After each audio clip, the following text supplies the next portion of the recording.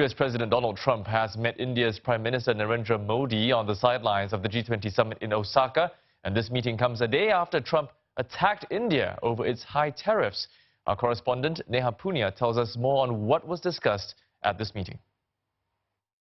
Most experts in India are saying that this is perhaps a classic Trump modus operandi, where he increases tensions and then this results in reduced expectations from this meeting, and that's exactly what happened. India went into this summit with President Trump with lowered expectations, with a sense of caution.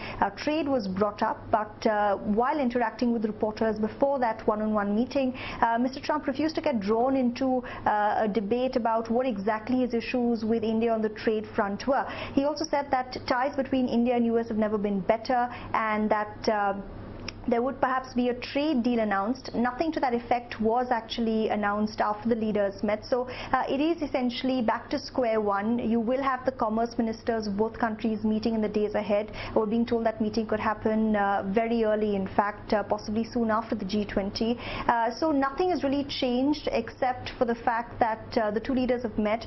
The ministry says this was an attempt to clear out misunderstandings that existed on this front. But the leaders for now agreeing that their own ministers will deal with this.